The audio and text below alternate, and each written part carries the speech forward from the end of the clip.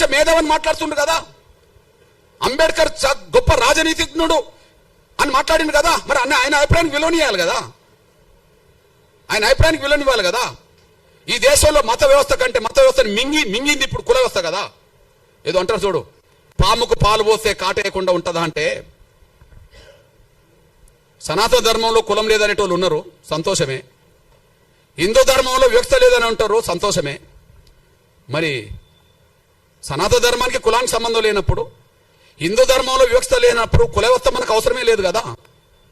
కుల వ్యవస్థ ఇప్పుడు హిందూ ధర్మాన్ని కూడా బలి తీసుకుంటుంది కదా, సనాతన ధర్మాన్ని కూడా బలి తీసుకుంటుంది కదా. సాక్ష్యం ఏంటిది? సాక్ష్యం ఏంటిది? వెంకటేశ్వర స్వామి దేవాలయంకి వెళ్ళేటప్పటికీ అందరూ హిందువులే కనిపిస్తారు.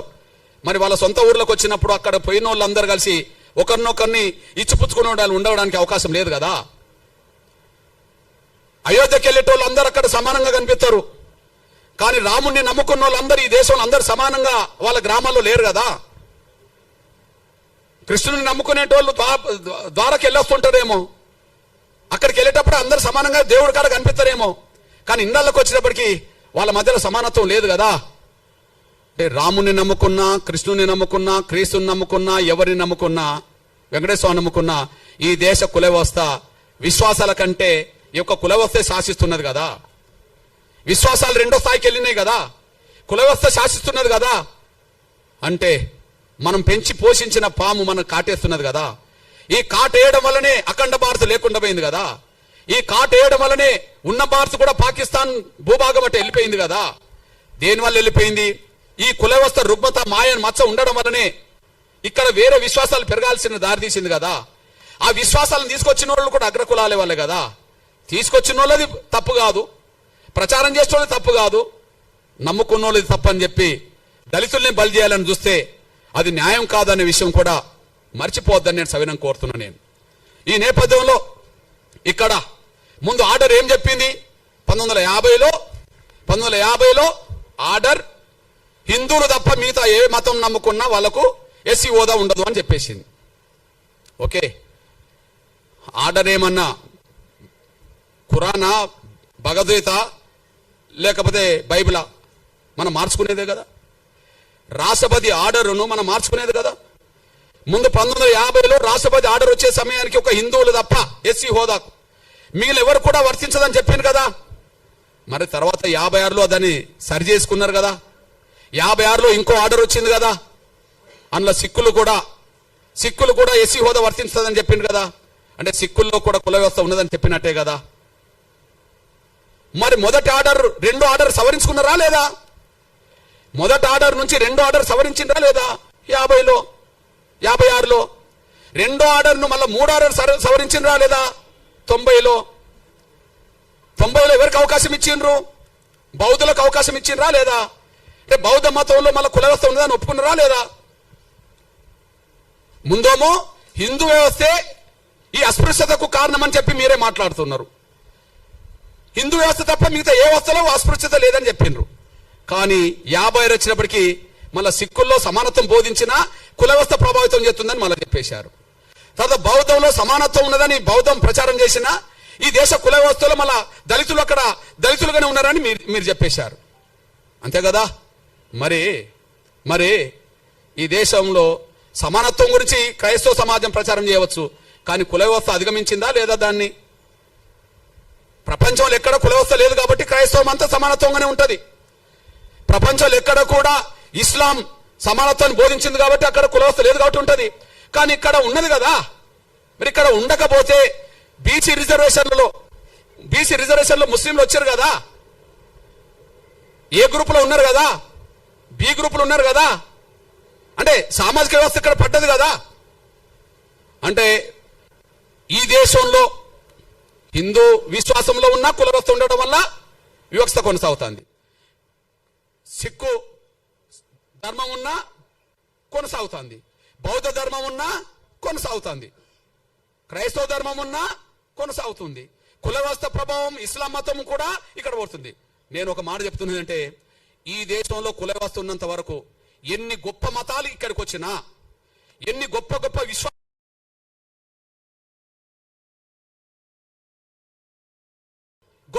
మతాలే కదా.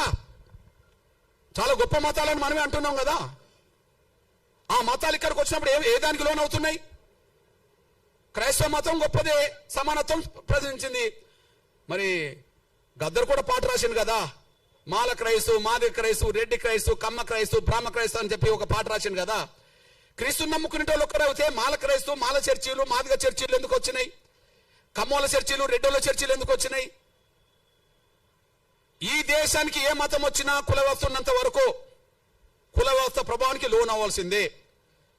సిద్ధాంతం సమానత్వం అయితే అది బయటనే, ఇక్కడికి వచ్చినప్పటికీ ఆ సిద్ధాంతం 100% పనిచేస్తలేదు. కుల వ్యవస్థనే ప్రభావితం చేస్తుంది, కుల వ్యవస్థే శాసిస్తుంది, కుల వ్యవస్థే అసమానతలు సృష్టిస్తుంది. కుల వ్యవస్థను రద్దు చేయనంత కాలం సమానత్వం ఇక్కడ ఉండదు. కాబట్టి సమానత్వం వైపు అడుగులేయాలంటే కుల వ్యవస్థ రద్దు కావాల్సిందే తప్ప ఎస్సీ హోదా రద్దు చేయడం వల్ల పరిష్కారం లేదనే విషయం మీ దృష్టికి తీసుకొస్తున్నాను నేను. 1950 ఆర్డర్ రాజ్యాంగ విరుద్ధం. 1950 ఆర్డర్ కేవలం దళితుల మీద పెట్టిన ఆంక్షలు.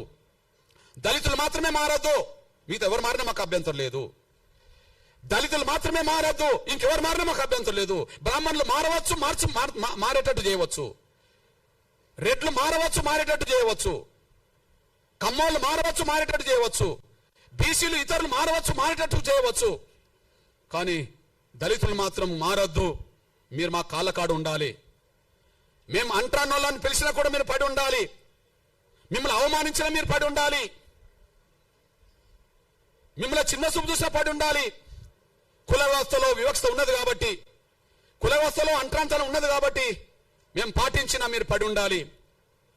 మీకు మనుషుల హోదా సమానమైన గౌరవం కాదు, పశువులతో సమానంగా, పశువుల కంటే హీనంగా చూసినా మీరు పడి ఉండాలి. కానీ మారద్దు. కుల వ్యవస్థలో అస్పృశ్యత ఉంటుంది, మీరు అంగీకరించి రిజర్వేషన్ పొందండి. మీరు మారితే రద్దు చేస్తాం. ఇది కండిషన్ కాదా? ఇది కండిషన్ కాదా? ఇది నిర్బంధమైన హింస కదా? మీరు బలవంతంగా ఇక్కడ ఉండండి. మీరు మారదలుచుకుంటే రిజర్వేషన్ వదులుకొని వెళ్ళండి. ఏ వ్యవస్థ లేని వాళ్ళు మారినా మంచిదే. కుల వ్యవస్థలో వివక్ష గురవుతున్నదా బ్రాహ్మణ సమాజం? అందరికంటే ఎక్కువ గౌరవమైన హోదా పొందింది కదా. ఈ తెలుగు నేల మీద బ్రాహ్మణ సమాజం తర్వాత కమ్మ, రెడ్లు, కాపులు ఉంటారు కదా అగ్రకులాల లిస్టులో. వాళ్ళు కూడా ఎస్సీ, బీసీల కంటే పై హోదాలో ఉన్నారు కదా. అంటే పై హోదాలో ఈ దేశంలోనే అత్యున్నత వ్యవస్థలో, కుల వ్యవస్థలో గౌరవం పొందుతున్న బ్రాహ్మణులు మారిన మాకు అభ్యంతరం లేదు. వాళ్ళకు 1950 ఆర్డర్ వర్తించదు. ఈ తెలుగు నేల మీద కమ్మోళ్ళు, రెడ్డోళ్ళు, కాపులు ఎవరు మారిన మాకు అభ్యంతరం లేదు. వాళ్ళకి ఆర్డర్ వర్తించదు. కానీ అందరికంటే కుల వివక్షత గురవుతున్న వాళ్ళు ఎవరైనా ఉంటే, దళితులైతే వాళ్ళు మారితే మాత్రం అంగీకరించాం. బలవంతంగా వాళ్ళ పాదాల కాడ, వాళ్ళ కాళ్ళ కాడ కట్టిపడేసుకోవాలా? ఇదా రాజ్యాంగ స్పిరిట్? ఇదా ఆర్టికల్ 14-15 చెప్పింది? ఇదా ఆర్టికల్ 25 చెప్పింది? మత స్వేచ్ఛ అందరికి ఉంటుంది, వీళ్ళకు ఉండదా? సమానత్వం అని మాట్లాడుతున్న వాళ్ళు మమ్మల్ని అడగదొక్కడానికి నిర్ణయాలు తీసుకుంటారా? ఇదేం పద్ధతి? నాటి నుంచి నేటి వరకు అదే కొనసాగుతుంది. ఇకపోతే నేను ఒక విజ్ఞప్తి చేస్తున్నా. నేను హిందూ మందిరాల్లో ముందు, హిందూ దేవాలయాల్లో కేవలం బ్రాహ్మణులనే పూజారులుగా చేసే వ్యవస్థ రద్దు కావాలి.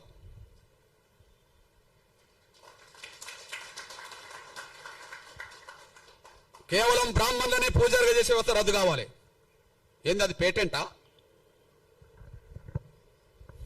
ఎందుకు రద్దు కాదు? ఈ రాజ్యాంగంలో ఏదైనా రద్దు చేయవచ్చుగా. ఈ రాజ్యాంగం ఈ దేశంలో కుల వ్యవస్థ వద్దనుకుంటే రాజ్యాంగం రద్దు చేస్తుంది కదా. పార్లమెంట్లో బిల్లు పాస్ అవుతే రద్దు అవుతుంది కదా. దానికి అనుగుణంగా రాష్ట్రపతులు ఆర్డర్లు తీయవచ్చు కదా. ఎందుకు రద్దు కాదు? ఎందుకు రద్దు కాదు? నేను అంటున్నా, ఈ దేశ హిందూ దేవాలయాల్లో భక్తులు అన్ని వర్గాల వాళ్ళు ఉన్నప్పుడు పూజారులు మాత్రం, బ్రాహ్మణులు మాత్రం ఎందుకు ఉండాలి? వెంకటేశ్వర స్వామిని నమ్ముకున్న వాళ్ళు హిందూ సమాజంలో అన్ని వర్గాల వాళ్ళు ఉన్నారు. రాముణ్ణి నమ్ముకున్న వాళ్ళు హిందూ సమాజంలో అన్ని వర్గాల వాళ్ళు ఉన్నారు. ఓకే, కృష్ణుడిని నమ్ముకున్న వాళ్ళు, ఇతరులు నమ్ముకున్న వాళ్ళు అన్ని వర్గాల్లో ఉన్నారు కదా. దేవుడి దగ్గర, గర్భగుడి దగ్గర పూజా వృత్తి చేసే కాడ బ్రాహ్మణులు ఎందుకు ఉండాలి? వాళ్ళు ఏమైనా దైవదూతలా?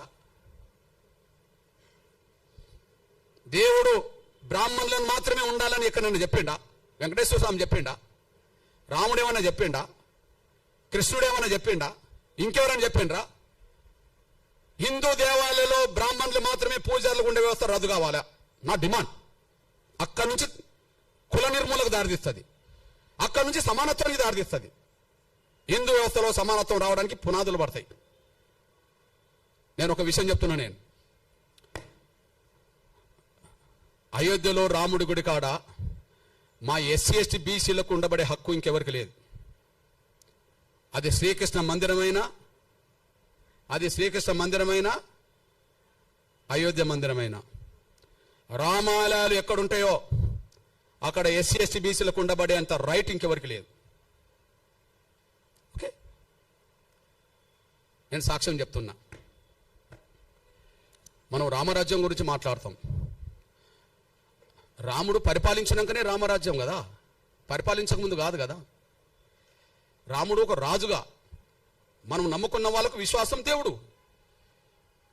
ఆయన భౌతికంగా వ్యక్తిగా జీవించాడు కాబట్టి ఒక రాజు, క్షత్రియ కులం, క్షత్రియ వంశం. రాముడు ఏ వంశం? క్షత్రియ వంశం, అంతే కదా. రాముడు ఏ వంశం? క్షత్రియ వంశం. ఓకే, నేనంటున్నా జై శ్రీరామ్ అని అందరం అంటాం అనుకో. రాముడి గొప్ప లక్షణాలు ఆయన పరిపాలన ద్వారా తెలిసినాయి కదా ఎక్కువ. రామరాజ్యం అని ఎందుకు అంటున్నాం? రాముడికి తమ్ముడు ఉన్నాడు, భరతుడు. రాముడి కంటే ముందు పరిపాలించండు కదా. రాముడు అయోధ్యకు వచ్చినప్పుడు తండ్రి మాటకు, సవతి తల్లి మాటకు, పినతల్లి మాటకు కట్టుబడి ఉండి రాముడు అడవికి వచ్చాడు కదా, సీతను, శ్రీమతి గారిని పట్టుకొని, తమ్ముడిని పట్టుకొని. అప్పుడు ఎవరు పరిపాలించిండ్రు?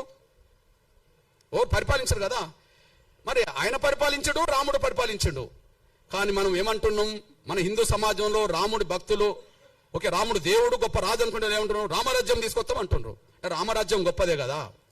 ఆ రామరాజ్యం గొప్పదని ఎట్లా తెలిసింది? రాముడు పరిపాలిస్తేనే తెలిసింది కదా. మరి రాముడు అయోధ్య నుండి వస్తే, అడవి నుండి వచ్చినాకనే పరిపాలించండు కదా.